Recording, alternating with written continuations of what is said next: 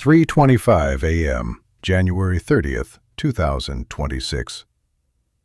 Within the residential quarters of the White House, Donald Trump fixates on his phone's illuminated screen.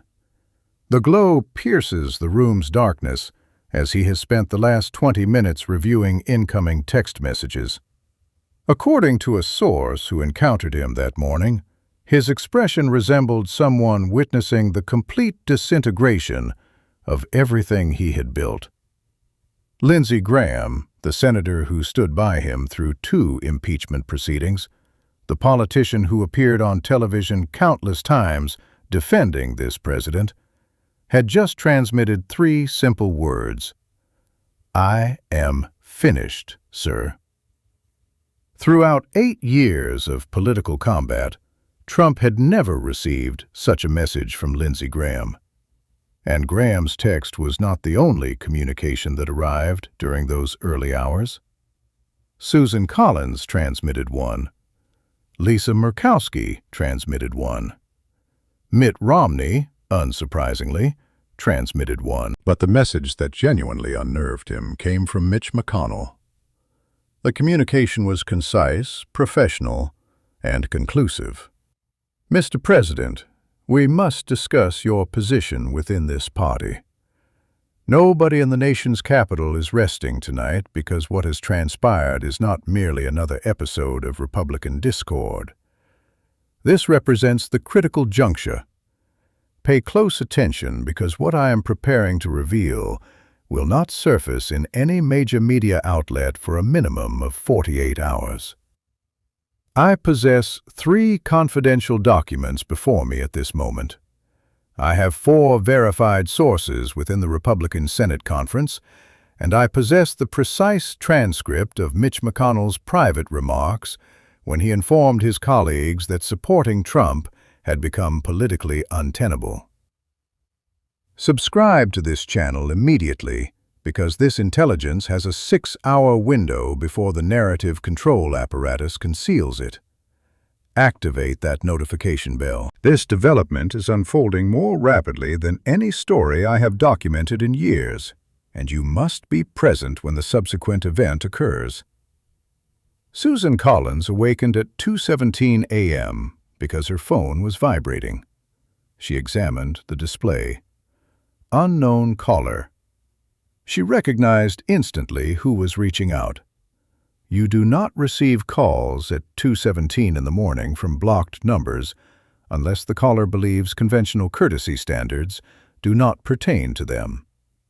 She responded, "Mr. President," and what ensued, according to a source who accessed the audio recording, yes, an audio recording exists, was 4 minutes and 37 seconds of unfiltered fury. Trump dispensed with pleasantries. He offered no explanation for the late-night contact. He immediately commenced shouting, "You have just demolished the Republican Party. I created your career. I control you. And you will face consequences for your actions." Collins, demonstrating composure, declined to terminate the call. She permitted him to continue. She allowed him to exhaust every fragment of accumulated anger. And when he eventually paused for breath, she uttered a single statement. "Mr. President, my allegiance is not to you. My allegiance is to the citizens of Maine." She then disconnected. Collins did not return to sleep. At 4 a.m., she contacted Mitch McConnell. At 4:30 a.m., Lisa Murkowski contacted McConnell. By 5:15 a.m., McConnell had fielded calls from 6 separate senators, and each individual conveyed identical information. They had been approached by Trump during the night hours. Identical tone, identical intimidation tactics, identical presumption that fear would compel their compliance. And that moment crystallized something for McConnell that Trump evidently failed to grasp. When you intimidate one senator privately, you generate fear. When you intimidate 12 senators during the same evening, you generate a unified coalition. Trump had just committed the most significant strategic error of his political existence. He anticipated intimidation would disperse them. What he actually accomplished was providing them authorization to consolidate. 6 a.m. John Barrasso received a text communication from Mitch McConnell. My office, 7:43 a.m. Non-negotiable. Barrasso examined that message for 60 full seconds because he comprehended its implications. McConnell does not summon colleagues at 7:43 in the morning unless circumstances are critical. And in this instance, the critical circumstance was the entire Republican establishment.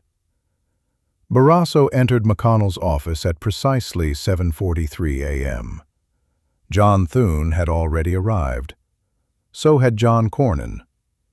The door secured, McConnell skipped morning greetings. He offered no refreshments. He simply activated his laptop, rotated it toward the three individuals seated before him, and initiated playback. Donald Trump's voice permeated the space. I have no dependency on the Senate. These individuals are subordinate to me. They execute my directives, or they are eliminated. The recording originated from a confidential conversation Trump conducted with a significant financial contributor 2 days prior. Someone, identity still undetermined, captured it and transmitted it to McConnell. Barrasso glanced at Thune. Thune glanced at Cornyn. Nobody vocalized anything for 23 seconds. The silence occupying that room felt oppressive. Then McConnell posed the singular question of consequence. Gentlemen, are we subordinates or are we senators? John Barrasso serves as the Senate Republican Conference Chair. His fundamental responsibility involves maintaining party cohesion, preserving caucus unity, supporting leadership. But Barrasso also represents Wyoming, and the internal survey data he reviewed last week alarmed him profoundly. Trump association in Wyoming, a state Trump secured by 43 percentage points, has become a net liability. Constituents are fatigued. Financial backers are withdrawing support, and Barrasso confronts a primary opposition from a candidate who has already accumulated $4.2 million. He faced two options: maintain Trump loyalty and potentially forfeit his position in 2026, or separate from Trump and confront a primary challenge he might actually withstand. Barrasso sat performing calculations mentally while McConnell waited. 30 seconds elapsed. Then Barrasso looked upward and articulated 4 words that transformed everything. What is the strategy? 12:15 p.m. Donald Trump contacted Lindsey Graham. Graham occupied his Senate office when the phone sounded. He observed the caller identification, inhaled deeply, and answered, "Mr. President?" Trump wasted no time. "Lindsey, you recognize what they are executing is treasonous. You understand that, correct? They are betraying me, and I require you to appear on television tonight and declare it." "I require you to defend me, as you consistently have." A pause occurred. Then Graham articulated something that, according to the leaked documentation we secured, he has never communicated to Donald Trump throughout 8 years. "Sir, I defended you throughout the Ukraine impeachment proceedings. I defended you throughout January 6th. I defended you throughout 2 separate impeachment trials. But I will not defend threatening military operations against Denmark. I will not defend characterizing our NATO partners as adversaries. I will not appear on television and pretend that constitutes normal behavior." Trump erupted. The transcript demonstrates he labeled Graham a coward, a traitor, and several additional designations that cannot be broadcast on this platform. Then he delivered the statement that terminated the relationship. "You are finished, Lindsay. You are through. I will ensure you never secure another electoral victory." Graham refrained from reciprocating the hostility. He simply stated, "Mr. President, I extend you best wishes." Then he disconnected. Now, here represents what most observers are overlooking regarding this moment. Lindsey Graham is not experiencing a heroic transformation. He is not undergoing a moral revelation. This represents pure survival mathematics. Graham's internal polling data, figures that remain unpublicized, demonstrate his approval rating in South Carolina has plummeted to 38%. That represents his career's lowest point. He faces a primary challenger who has raised $4.2 million across 3 months. And for the first occasion in Graham's political lifetime, association with Donald Trump constitutes a net liability in South Carolina. Graham examined the statistics and recognized something elementary. Defending Trump provides him a 60% probability of primary defeat. Opposing Trump provides him a 40% probability. The mathematics are harsh, but transparent. So Graham declined to return Trump's contact. He transmitted a text message, 3 words, "I am finished, sir." Then he executed something nobody anticipated. He contacted the Canadian Prime Minister's office and requested a conference to address South Carolina textile exports. Why? Because Lindsey Graham just realized that if a Republican internal conflict erupts, he requires protection. And that protection involves positive relationships with commercial partners who can assist his state's economy when federal assistance evaporates. This is not ideological conviction. This is not bravery. This is survival calculation manifesting in real time. Mitch McConnell did not organize that 7:43 a.m. conference to express grievances. He organized it to implement a strategy that had been stored in his desk compartment for 2 weeks.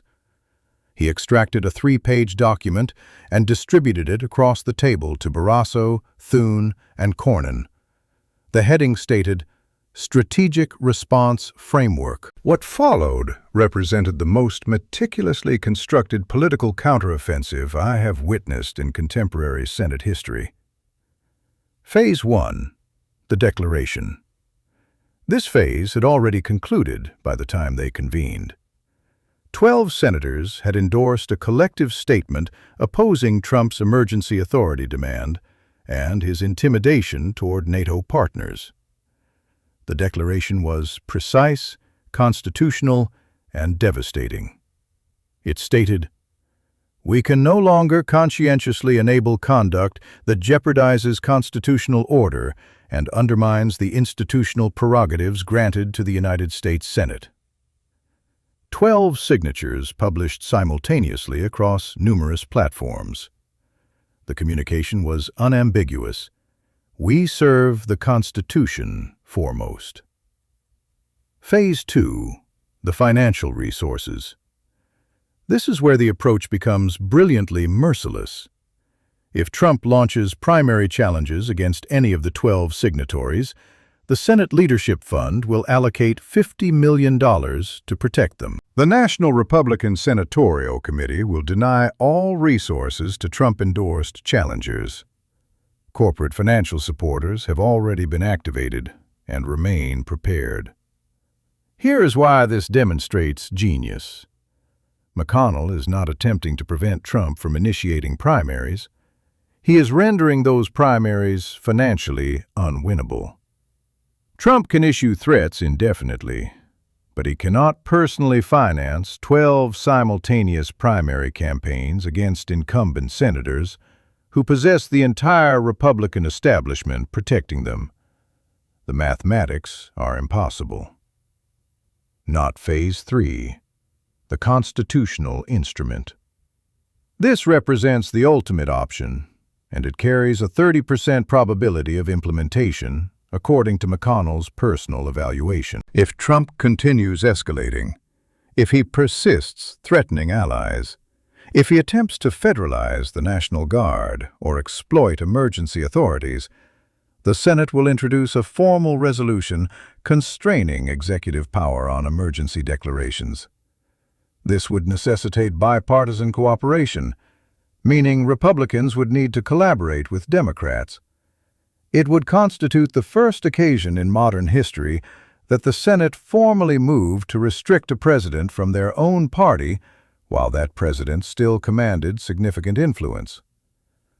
One senator who assisted drafting this strategy informed a colleague, and I am quoting directly from the leak, "We evaluated every possible scenario. If he desires confrontation, we are prepared to engage. But he must comprehend something fundamental. This time, we are not retreating." January 28th, 8 p.m. 15 major Republican financial contributors assembled on a conference call. Combined net worth, $47 billion. These are not minor contributors.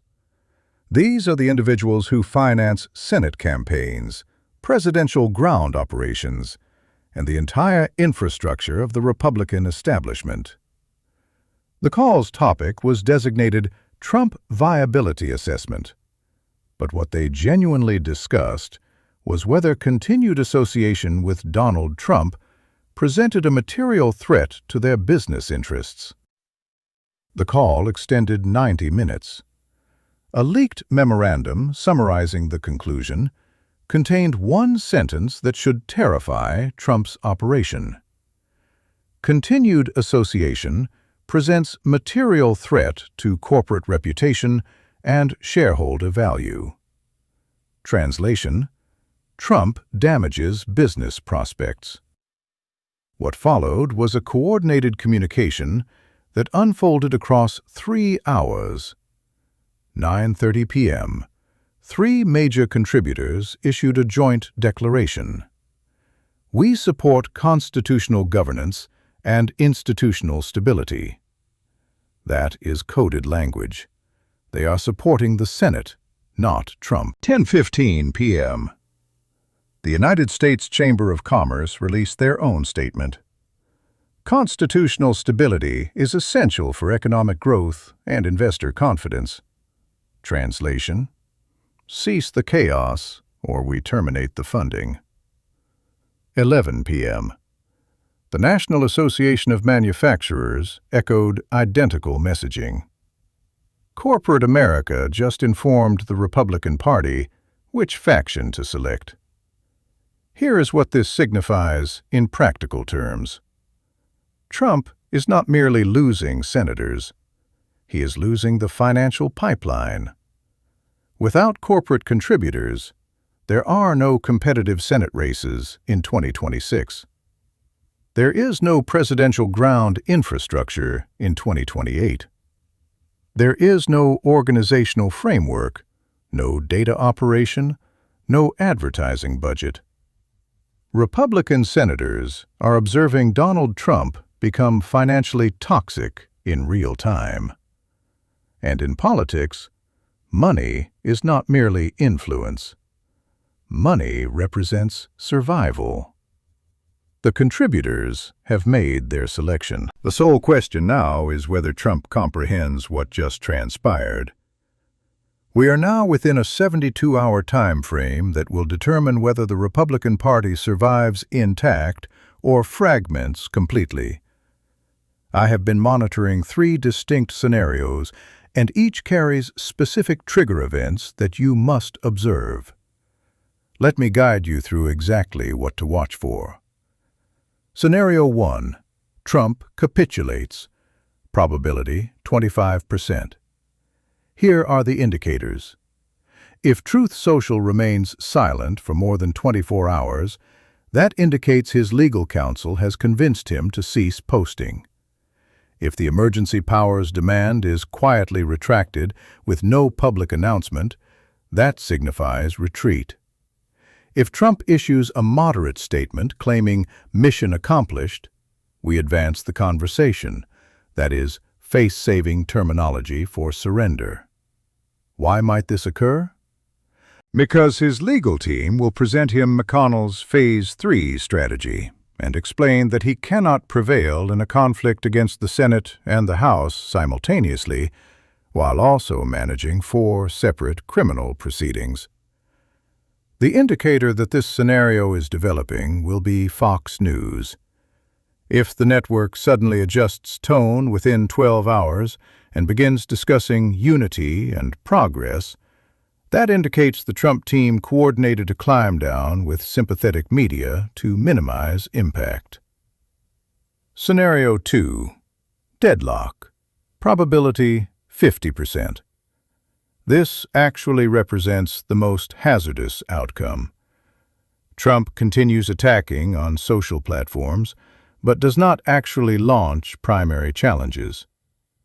The Senate maintains firmness, but does not advance the Phase 3 constitutional resolution. What results is an unstable standoff that extends for months, and that uncertainty paralyzes the entire party.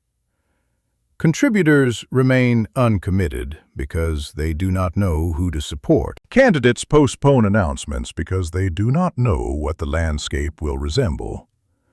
The gradual fracture is worse than a decisive break because it creates maximum chaos with no resolution. Watch for this indicator. If moderate Republicans begin announcing retirements in the next 2 weeks, that indicates they have concluded the party is collapsing internally, and they are departing before conditions worsen. Scenario 3. Complete civil conflict. Probability 25%. The trigger events are specific. If Trump announces a primary challenge against Susan Collins within the next 12 to 24 hours, the conflict is initiated. If the Senate advances the emergency powers resolution within 48 hours, McConnell has decided to deploy the ultimate option.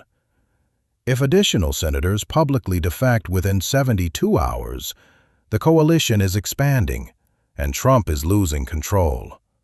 The cascade would be catastrophic. Primary in South Carolina means Graham releases opposition intelligence he has been retaining. Primary in Maine means Collins does the same.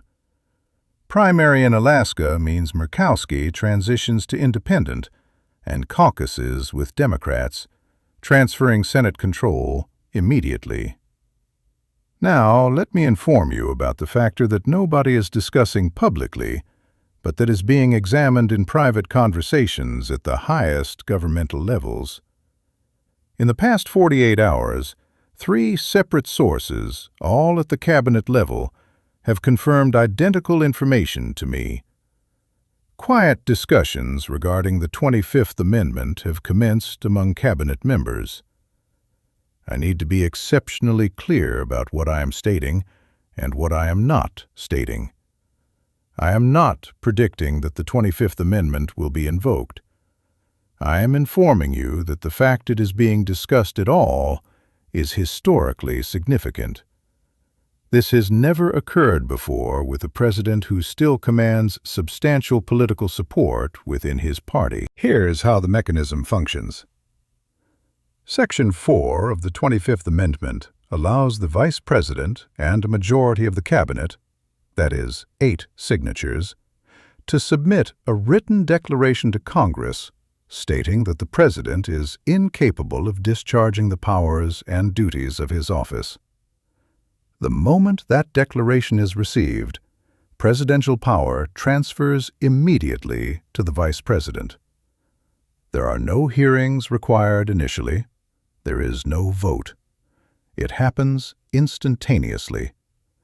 This is faster than impeachment. This can happen overnight. So why now? What changed? According to sources, the specific trigger was the behavior we observed in those middle-of-the-night phone calls to senators. One cabinet member described it as A president who has lost the capacity to distinguish between political opposition and personal betrayal, who is making decisions based on rage rather than strategy, who is threatening military action against allies and discussing federalizing the National Guard to protect his personal property from state seizure. Here is the constitutional paradox. The 25th Amendment is extraordinarily difficult to invoke because it requires the vice president to effectively stage a coup against his own president. But once invoked, it creates massive political pressure because admitting you were wrong means admitting you participated in an unconstitutional seizure of power. So cabinet members would only take this step if they were absolutely certain that the president posed a clear and present danger. The implications are staggering. If the 25th Amendment is invoked, Trump loses all presidential powers instantly. The vice president becomes acting president. Trump can contest the action, and it would proceed to Congress for a vote requiring 2/3 of both chambers to make the removal permanent. But the damage would already be done. The image of a president forcibly removed by his own cabinet would be indelible. And according to one cabinet member speaking off the record, the phone calls to senators in the middle of the night, that was the behavior that initiated this conversation. So here is where we stand right now at this moment. 12 Republican senators have separated from Trump publicly. Corporate contributors have withdrawn their support. McConnell's three-phase conflict strategy has been activated, and the 25th Amendment is being discussed inside the cabinet. The next 72 hours will determine whether Donald Trump still controls the Republican Party or whether the Republican Party has finally decided to control him. But the question is not, will Trump retaliate? Of course he will retaliate. The question is whether the Republican Party can survive the counteroffensive. Because if Trump commits fully to primary challenges and the GOP donor class refuses to finance them, we are going to witness something that has never happened in American political history. A major political party bankrupting itself in a civil war against its own former leader. Subscribe to this channel right now because in the next 24 hours, Trump will respond. In the next 48 hours, the Senate will decide whether to activate Phase 3. And in the next 72 hours, we will know which scenario is unfolding. I will update you immediately when breaking news emerges. Hit that subscribe button. Turn on all notifications because history is being written in real time, and you need to be here when it happens. I will see you in the next breakdown.